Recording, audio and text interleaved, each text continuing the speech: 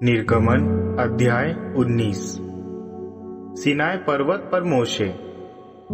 इजराइलियों के मिस्र छोड़ने के तीसरे महीने के पहले दिन वे सिनाई के रेगिस्तान में आए। उसी दिन जब उन्हें मिस्र से निकलकर 2 महीने पूरे हो गए थे।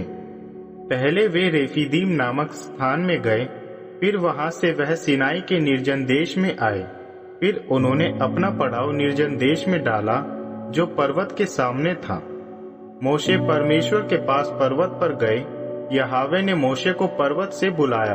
यहोवा ने मोशे से कहा, याकूब के घराने से व इज़राइल से कहना, तुमने देखा है कि मैंने मिस्रियों के साथ क्या क्या किया और किस प्रकार मैं तुम्हें उकाब के तरह पंखों में बैठाकर यहाँ अपने पास ले आया हूँ। अब यदि तुम वास्तव में मेरे आदेशों को मानोगे तथा मेरी वाचा का पालन करोगे, तब सब जनता के बीच तुम मेरी अपनी प्रजा कहलाओगे, क्योंकि पूरी पृथ्वी ही मेरी है।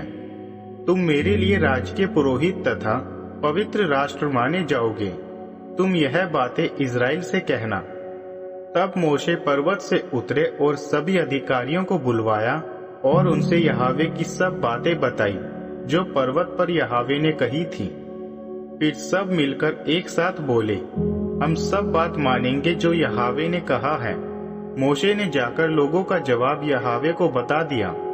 यहोवा ने मोशे से कहा, अब सुनो, मैं एक बादल के अंधियारे में से होकर तुमसे बात करूंगा, और जब मैं तुमसे बात करूंगा तब सब लोग मेरी आवाज को सुने और उनका विश्वास तुम पर बढ़ जाए। तब मोशे ने परमेश्वर को वे सभी बातें बताई जो लोगों ने कही थी।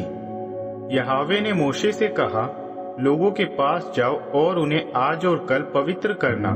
वे सब अपने अपने वस्त्र धोए और तीसरे दिन अपने आप को तैयार करें, क्योंकि तीसरे दिन यहोवा सिनाई पर्वत पर लोगों के सामने उतरेंगे।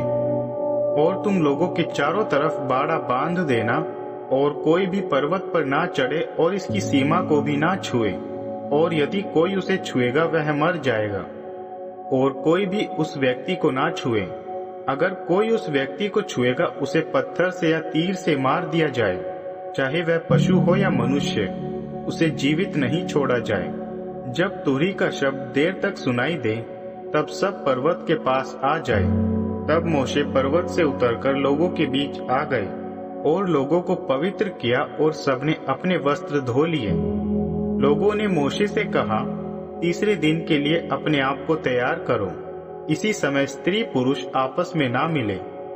तीसरे दिन सुबह होते ही पर्वत पर अंधकार छा गया, बादल गरजने और बिजली चमकने लगी। फिर नरसिंगे की तेज आवाज सुनाई दी और सभी लोग कांपने लगे। मोशे सभी को परमेश्वर से मिलाने छावनी से बाहर लाए।